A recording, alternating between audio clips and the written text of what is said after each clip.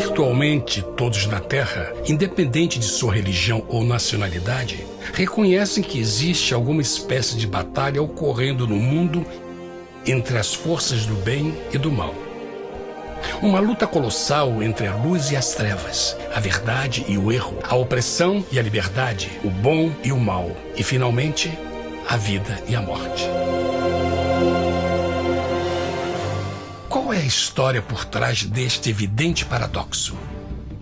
Muitas religiões, assim como a Bíblia, ensinam que além deste véu tridimensional do mundo físico que vemos, existe outro mundo espiritual que não podemos ver. Nesta realidade invisível ao nosso redor, se desencadeia uma batalha titânica entre o herói supremo e justo contra o vilão mais cruel e maligno. A grande pergunta é: quem são esses personagens e como e onde começou esta crise cósmica? Este é o maior mistério de todas as épocas e a história mais fascinante e verdadeira que jamais tem sido contada. Esta crise envolve cada pessoa sobre a Terra. Sim, cada pessoa.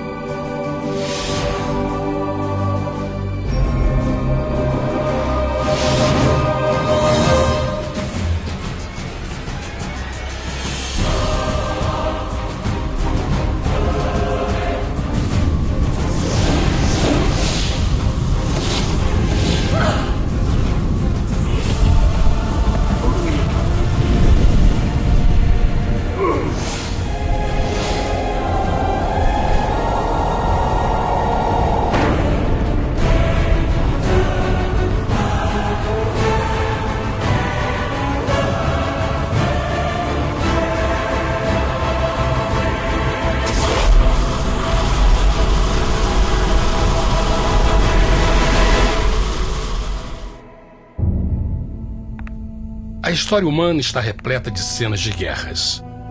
E todas as pessoas já experimentaram conflitos.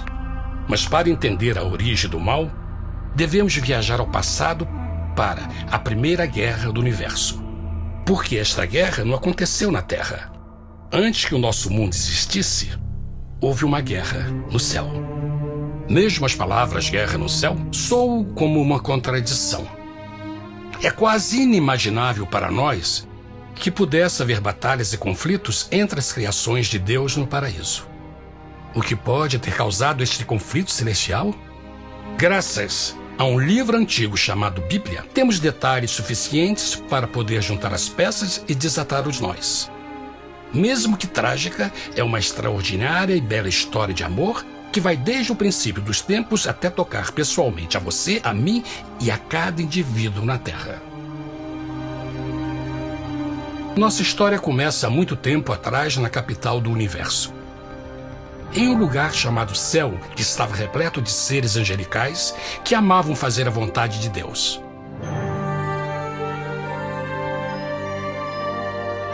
Sob o justo e amoroso governo do Criador, todo o céu desfrutava uma existência de felicidade e perfeita paz. O príncipe supremo do paraíso e comandante dos anjos era o poderoso e amoroso Filho de Deus, mais conhecido com o nome que adotou quando veio à Terra, Jesus. Ele tinha o mesmo propósito e pensamento com Deus, o Pai. O céu, sob o comando compassivo do Pai, Filho e Espírito Santo, provou ser um maravilhoso lugar de paz e alegria. Para realizar as ordens de Deus, a Trindade estava rodeada de um oceano virtual de inumeráveis espíritos ministradores chamados serafins e querubins, mais conhecidos como anjos.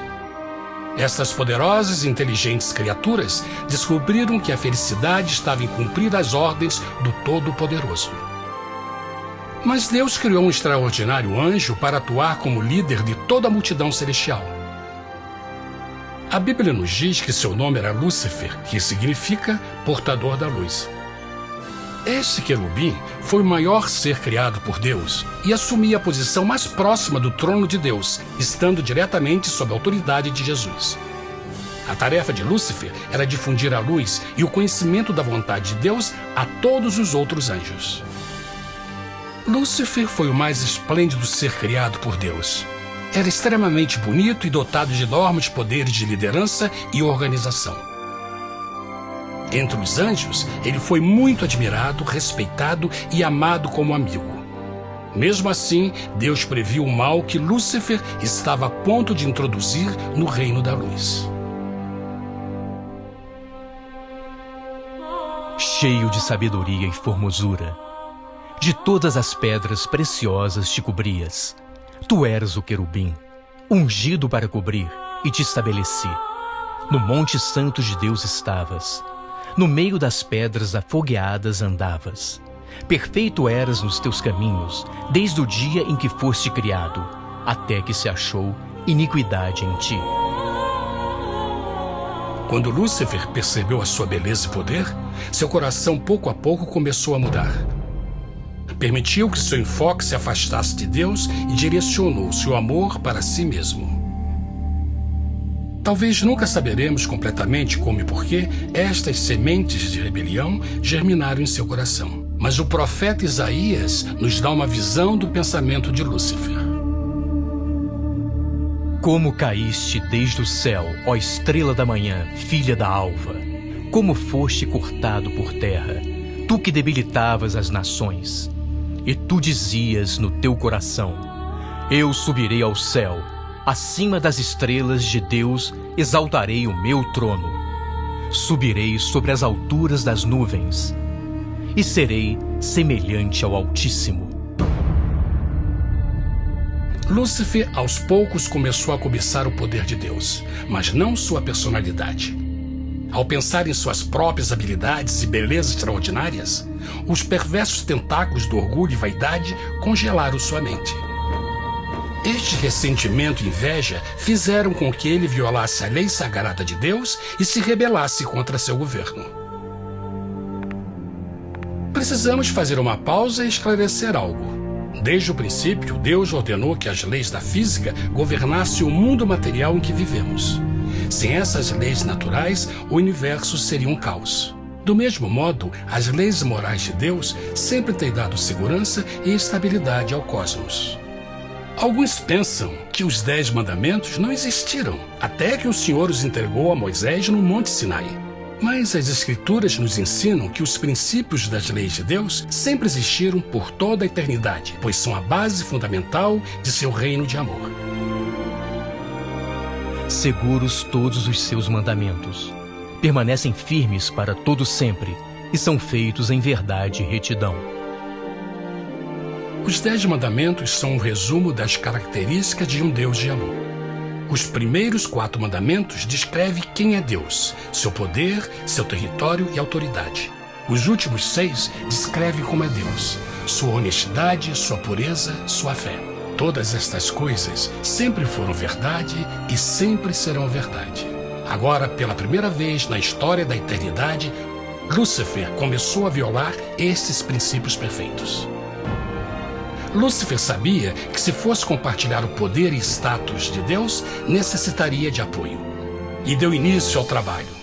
Começou sorrateiramente a circular entre os outros anjos, plantando sementes de dúvida e descontentamento a respeito da liderança de Deus, ao mesmo tempo em que, sutilmente, revelava suas próprias virtudes.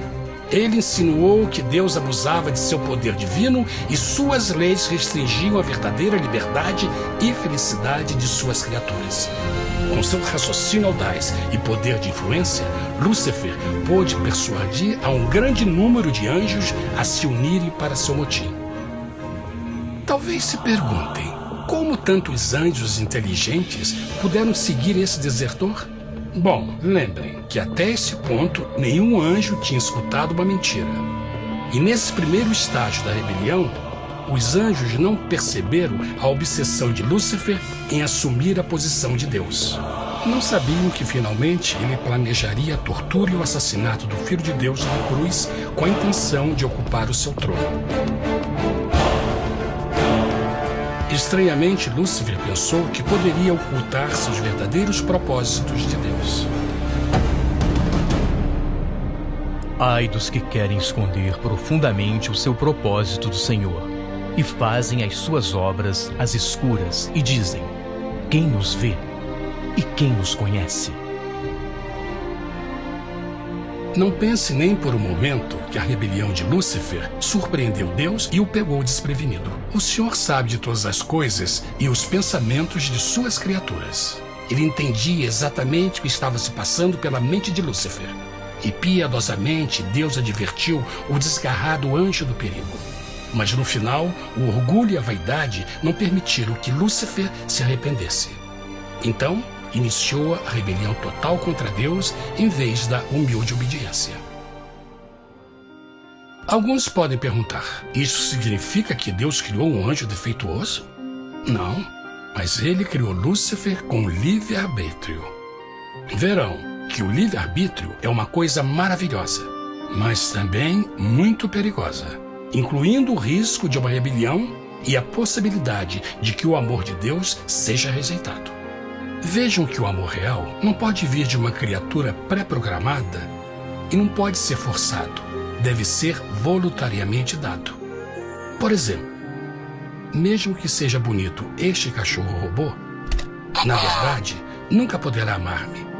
Posso fazer que pareça que me ame, mas só estará seguindo instruções pré-programadas. Não tem opção. Por outro lado, este pequenino está realmente feliz em ver-me. Ele decidiu dar-me seu afeto. E com o tempo, nossa relação se fará mais forte, enquanto eu ame e cuide bem dele. Do mesmo modo, um Deus de amor só quer amor verdadeiro de suas criaturas. E para que isso aconteça, elas precisam ter o livre-arbítrio. A rebelião de Lúcifer é a maior evidência de que ele tinha esta liberdade.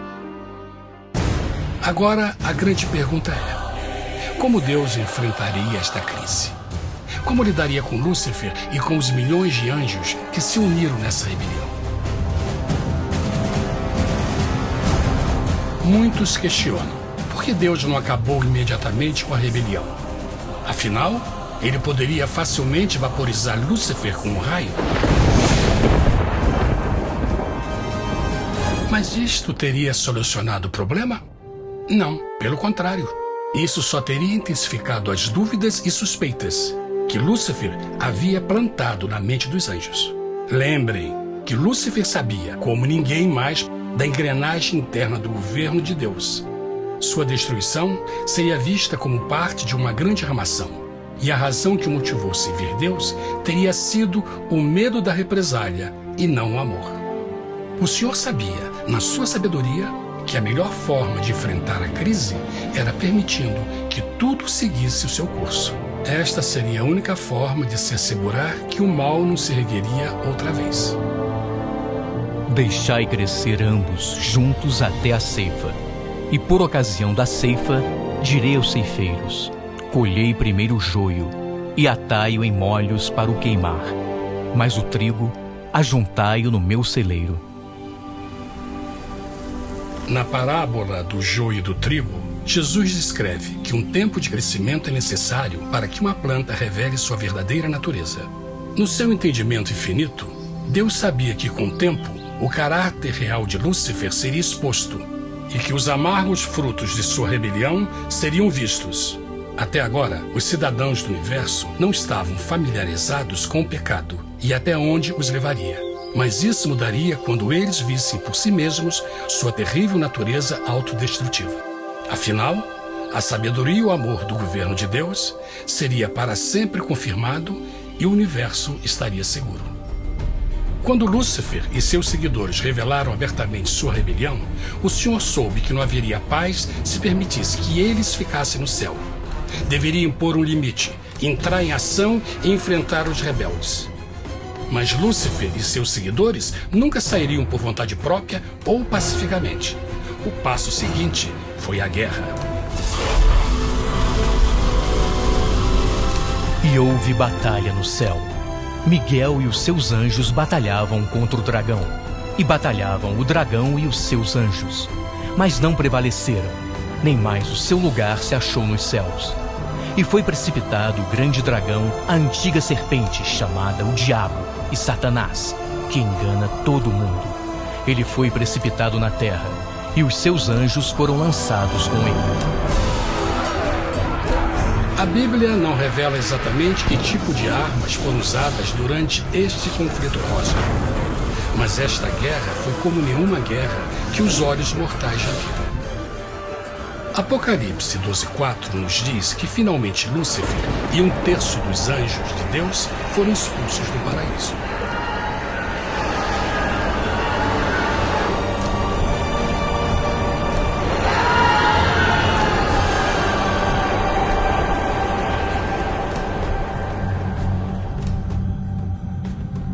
Mas e agora?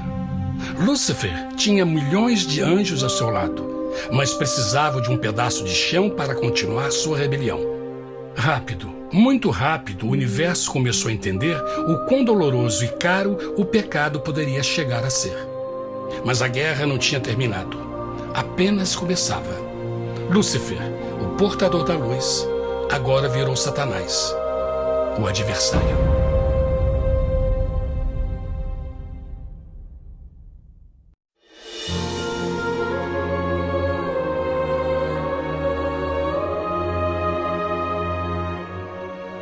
Depois da guerra no céu, Satanás e seus anjos caídos foram expulsos da corte de glória. Por um tempo, o diabo e seus demônios vagaram pelo universo buscando inutilmente mundos que se compadeceram e se uniram à sua rebelião. Enquanto isto, o coração de Deus sentia intensamente o vazio que deixou a perda de Lúcifer e seus anjos. Então o Pai, o Filho e o Espírito Santo retomaram o seu trabalho favorito, o maravilhoso trabalho da criação. Decidiram fazer um mundo novo, pleno, com muita variedade e diversas criaturas de amor. Este novo mundo seria único, porque as criaturas principais seriam feitas à imagem de Deus. Para eles, o Senhor também daria o domínio deste planeta novo, que conhecemos como Terra. No princípio, Deus criou a terra. E viu Deus tudo quanto tinha feito, e eis que era muito bom. Que imagem maravilhosa! Deus forma um novo mundo, nosso planeta, Terra. E em cada maravilhoso dia da criação, algo novo e espetacular começa a fazer parte da cena. Por exemplo, no terceiro dia, Deus falou e uma linda e exuberante vegetação fez parte da existência. Plantas de todas as cores, formas e tamanhos. No quinto dia, o mundo estava repleto de espantosas e exóticas criaturas, que podiam tanto se elevar aos céus como deslizar pelas águas azuis. E outras podiam fazer as duas coisas. No sexto dia, houve a introdução de um grande número de animais terrestres. Desde o gigante elefante até o pequeno esquilo, cada um encontrou um lugar nesse novo planeta para viver em harmonia com o resto da criação. E também no sexto dia, Deus criou o homem. E disse Deus: façamos o homem à nossa imagem conforme a nossa semelhança. E formou o Senhor Deus o homem do pó da terra, e soprou em suas narinas o fôlego da vida, e o homem foi feito alma vivente. E plantou o Senhor Deus um jardim no Éden, do lado oriental, e pôs ali o homem que tinha formado.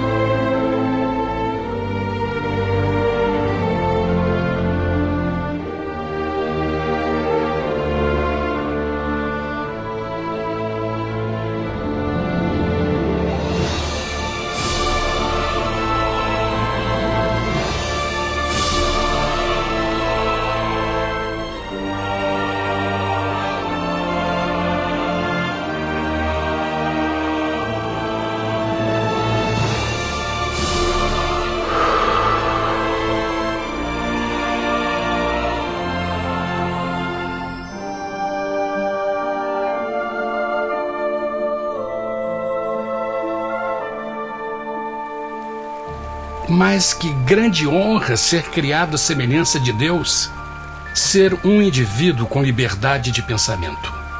No princípio, o homem não percebia a sua nudez. Provavelmente porque antes do pecado ele estava vestido de glória e luz.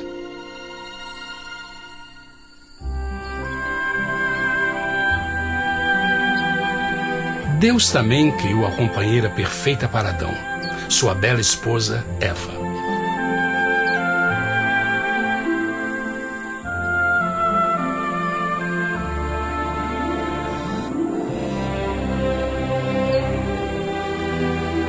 O feliz casal foi colocado em um magnífico jardim perfeitamente projetado para aumentar sua felicidade. Para Adão e Eva e as outras criaturas da terra, também foi dado o privilégio divino de procriar a sua própria imagem. A intenção de Deus foi que a raça humana tivesse domínio sobre este paraíso perfeito para sempre. Eternamente felizes e saudáveis, trabalhariam com a flora do jardim de Deus, enquanto desfrutariam o afeto e companhia de todas as criaturas sob seus cuidados. O ambiente que nossos primeiros antepassados experimentaram foi muito diferente do mundo de hoje. As rosas não tinham espinhos, os insetos não mordiam nem picavam, e os leões e as ovelhas brincavam juntos. Mas a grande bênção era os humanos viverem em perfeita harmonia com seu Criador. A cada 7 dias, Adão e Eva descansavam de seu prazeroso trabalho e gozavam de uma comunhão com a visita de seu Criador. Era um mundo esplêndido e maravilhoso. E esse estado de felicidade teria continuado eternamente se nossos primeiros parentes tivessem mostrado fidelidade com uma simples prova. Mas da árvore do conhecimento do bem e do mal, dela não comerás, porque no dia em que dela comeres, certamente morrerás. Visto que o adversário havia contaminado o universo com sua rebelião, o Senhor viu a necessidade de uma simples prova de amor e lealdade. Lembrem que os anjos bons acabaram de ver 1/3 de seus amigos serem expulsos do céu durante a guerra. Como estariam seguros de que esses novos humanos não se uniriam a Lúcifer e causariam problemas? Então o Senhor plantou uma árvore no jardim, uma árvore cujo fruto não deveria ser comido sob pena de morte.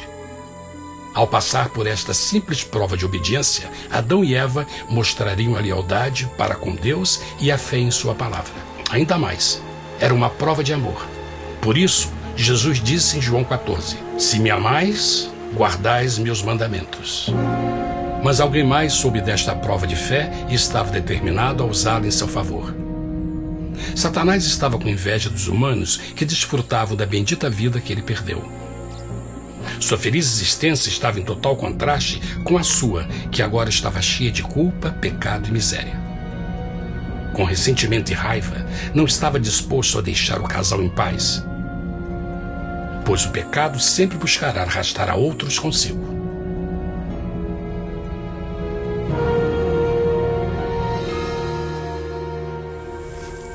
Então um dia, quando Eva estava concentrada em seu agradável trabalho, se viu sozinha e muito perto da árvore proibida.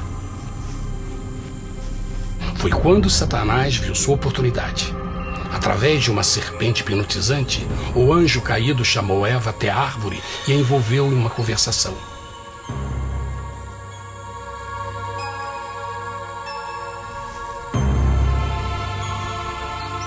Suas palavras encantadoras foram cuidadosamente calculadas para gerar desconfiança a Deus.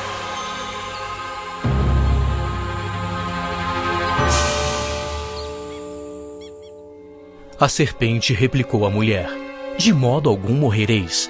Deus sabe que no dia em que dele comerdes, vossos olhos se abrirão e sereis como Deus, conhecedores do bem e do mal.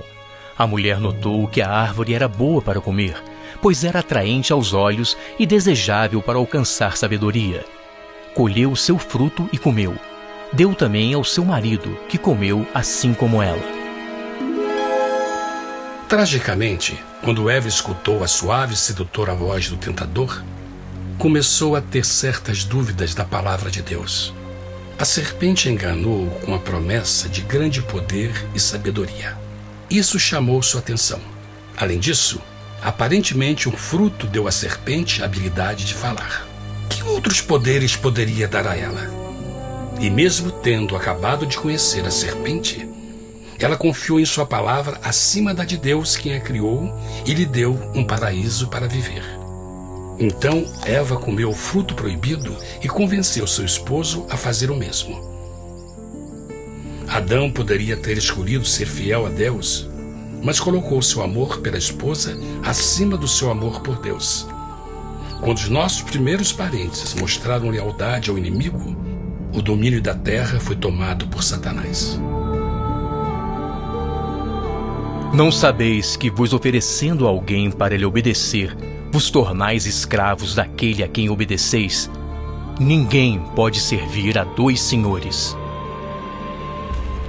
Este mundo agora seria o último campo de batalha entre o bem e o mal, e o coração de cada homem e mulher seria o prêmio. Adão e Eva não se deram conta desse tempo, mas seu momento de desconfiança e desafio abriria as comportas do sofrimento de milhões de pessoas durante milhares de anos.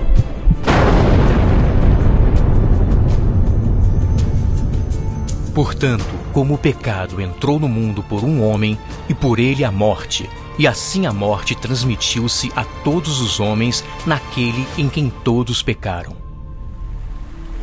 Nossos primeiros parentes logo enfrentaram o terrível resultado de seu pecado. Em estado santo, Adão e Eva resplandeciam com túnicas de glória. Depois de pecarem, suas túnicas naturais de luz se desfizeram e eles ficaram mortificados com a sensação de sua nudez. Vergonha e temor tomaram lugar de sua alegria e paz e trataram de cobrir sua nudez com folhas. Agora eles se encontravam sob constante influência do diabo. Ao ceder à tentação, debilitaram sua natureza, e Satanás ganhou poder sobre a humanidade. As pessoas não podiam resistir às tentações do diabo com sua própria força. Por último, e o mais aterrador, se encontravam vivendo sob a pena de morte iminente. Deus havia advertido que a desobediência traria a morte. Já tinha experimentado a morte espiritual. Quanto tempo passaria para sofrerem a morte física também? Nesse ponto, seu futuro não tinha nada mais que escuridão e desespero. Tendo expulsado o homem, colocou diante do jardim do Éden os querubins com o cintilar da espada flamejante, para guardar o caminho da árvore da vida. Como o pecado provocou a expulsão dos anjos caídos de seu lar celestial, agora pela desobediência, Adão e Eva foram tirados de seu jardim, seu lar no paraíso. Tudo à sua volta estava mudando rapidamente, e a humanidade se encontrou suscetível às dores, doenças e finalmente à morte. Até os animais e plantas estavam infectados pela terrível maldição. Os espinhos e cardos agora apareciam em árvores e flores, e os animais que antes eram gentis começaram a se matar e a devorar uns aos outros. O pior resultado foi que o pecado separou a humanidade de Deus. Mas vossas iniquidades cavaram um abismo entre vós e vosso Deus. São vossos pecados que ocultaram de vós sua face, para não vos escutar. Na criação, foram dados a Adão e Eva a honra de falar com os anjos, e até com o Filho de Deus cara a cara. Mas Deus é tão puro e santo que nenhum mal pode existir na sua presença. Agora que os primeiros humanos tinham pecado, Deus afastou sua santa presença deles para a sua própria proteção. O pecado tinha queimado uma parte da alma do homem que já não podia ver a dimensão espiritual. Deste momento em diante, a comunicação com o céu seria limitada. Mesmo com todas estas maldições caindo sobre Adão e Eva, o coração do Senhor se encheu de compaixão. A lei que haviam violado não poderia ser alterada para salvá-los, pois é tão sagrada e imutável como Deus mesmo. O Senhor sabia que havia só uma maneira na qual o homem podia se redimir. Então um plano foi revelado, nascido do fundo do coração de Deus. Um plano para salvar o homem de seu encontro com a morte eterna e restaurar tudo que estava perdido com o pecado.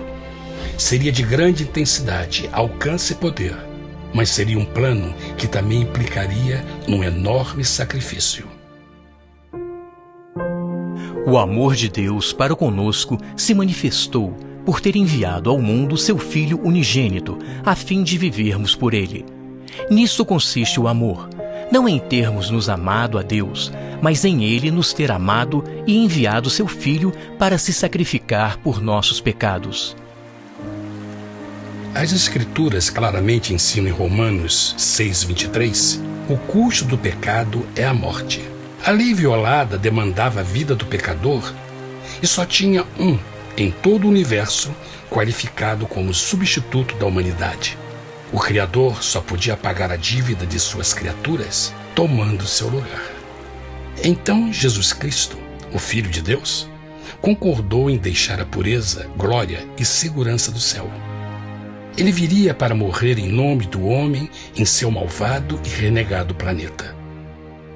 Ele nasceria como um inocente e indefeso bebê, suportaria uma vida de dor e vergonha e mesmo assim viveria uma perfeita e vitoriosa vida. Finalmente, ele teria uma morte humilhante para poder ser o substituto da humanidade caída. Por seu sacrifício, a humanidade incrivelmente receberia uma nova oportunidade de ter a vida eterna. Seu sangue seria o resgate para um mundo raptado por Satanás.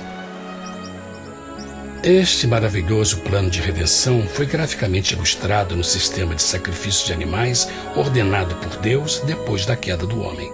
O Senhor tinha avisado Adão e Eva que iriam morrer no dia em que comessem do fruto proibido.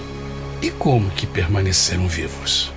A Bíblia nos diz que imediatamente depois do pecado, Deus providenciou roupas na forma de peles de animais. É bom notar que o Apocalipse se refere a Jesus Cristo como a ovelha que foi morta desde o princípio do mundo. Isto indica que uma ovelha foi sacrificada no mesmo dia para prevenir suas mortes imediatas. Pela fé, neste sacrifício, suas mortes foram simbolicamente transferidas deles para a criatura inocente. A ovelha certamente era a representação de Jesus. Assim, um raio de esperança foi dado em uma situação de escuridão e desespero. Através do arrependimento e a fé no sangue do Messias, qualquer humano poderia uma vez mais ser filho de Deus. Mas mesmo com este grande plano para a humanidade, Satanás ainda tinha o domínio da terra. E a vida na terra não estava fácil. No mundo haveis de ter aflição, mas coragem, pois eu venci o mundo.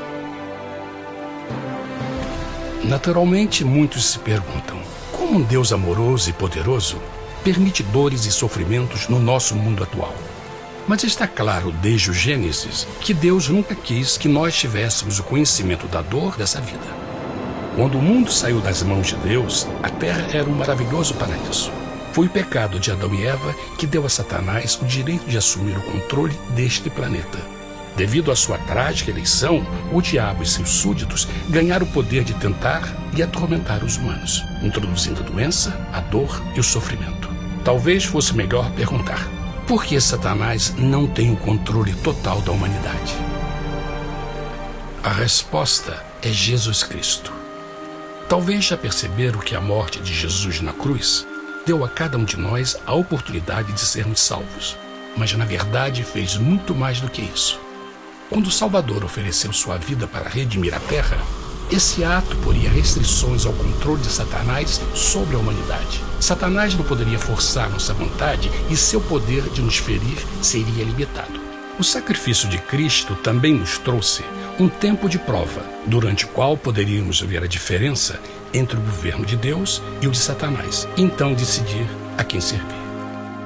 Finalmente, pelo sacrifício que fez Jesus, o reino de Satanás chegará ao seu final, e um dia a terra será devolvida ao homem mais maravilhosa do que era no princípio. Mesmo Adão e Eva tendo começado suas vidas como exilados do paraíso, ainda tinham esperança. Deus providenciou peles de animais sacrificados para se cobrirem. Mas o mais importante, Ele prometeu o sangue do Cordeiro de Deus para pagar por seu pecado, se aceitassem Cristo e se arrependessem. Uma grande pergunta permanece: as pessoas aceitaria o grande presente de Deus? Como escaparemos se agora desprezarmos a mensagem tão sublime da salvação? A incrível história que acabaram de escutar é verdade e afeta vocês. Pois, pelo desejo de Satanás de ser Deus e a desconfiança e desobediência de Adão e Eva, todos nós nos encontramos em uma situação perigosa. De um lado, a humanidade foi grandemente favorecida por Deus com uma segunda chance de recuperar nosso lugar no Éden. Por outro lado, se nós desistirmos de aproveitar esta grande chance, nos tornaremos escravos de Satanás e finalmente seremos destruídos quando Deus limpar o universo do pecado. Amigos, não há melhor hora de fazer sua escolha por Jesus do que agora mesmo. Nenhum de nós sabe quanto tempo mais teremos que viver nesta terra. Jesus nos tem mostrado grande interesse no seu bem-estar e seu amor por vocês o levou a providenciar uma maneira de escaparmos de uma futura destruição. Ele quer que você o aceite e se arrependa de seus pecados. Através de Cristo, pode encontrar o perdão para tornar-se como Ele em caráter. A triste notícia é que Satanás atua de todas as formas possíveis para evitar que aceite o presente da salvação de Deus.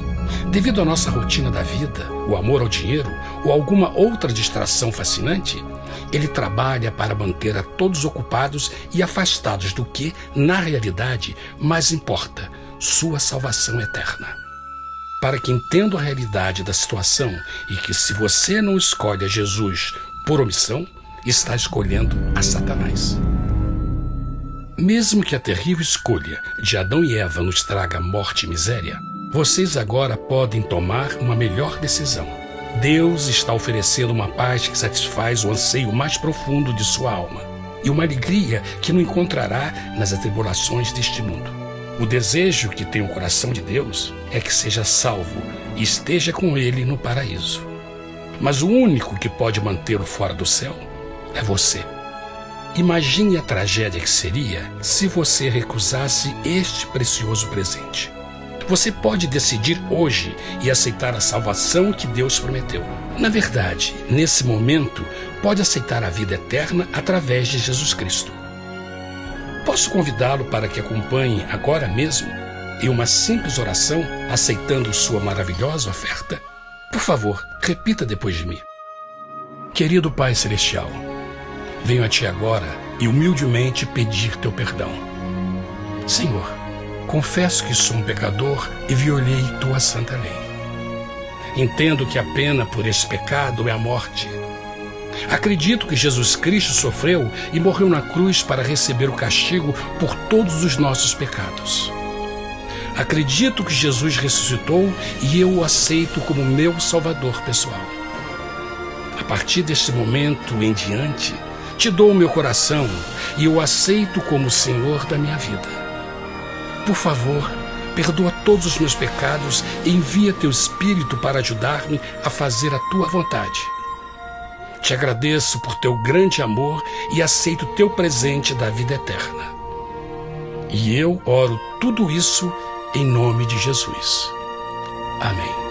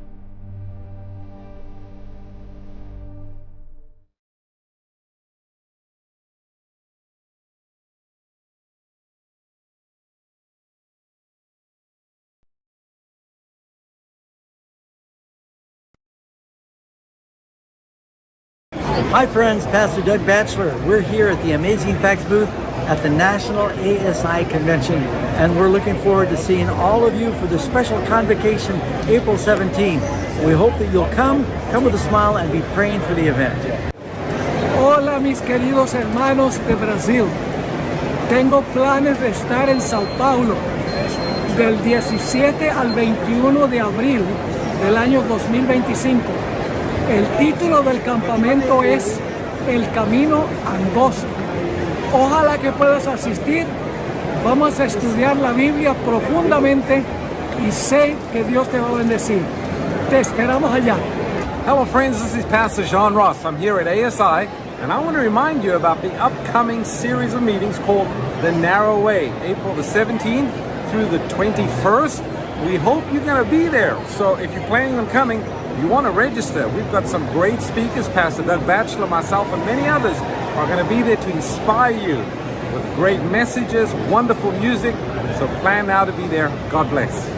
I am extremely excited to join you guys in Sao Paulo next year. The reason is because the theme, Camino Estreito, is a great theme because it focuses us on the fact that the way to heaven is not multiple, it's not divided, it's very simple, it's straight, and it's narrow. And the excitement of what Christ can do when the Holy Spirit is poured out there, you will not want to miss this. This will be the most powerful event to ever come to the country of Brazil by the grace of God. So if you're on the line, you're on the fringe, make the decision. God bless you. I'll see you soon. Hi, I'm Barbara O'Neill, and I'm going to be in Brazil between the 17th and the 21st of April 2025 at a camp meeting there called The Narrow Way, and I look forward to seeing you there. Hello, my Brazilian brothers and sisters. It's Christian Berdal from Shepherd's Call Ministry, and I'm so excited to invite you to Brazil. I'm coming back. There's going to be several of us together, amazing speakers. It's going to be an incredible weekend together.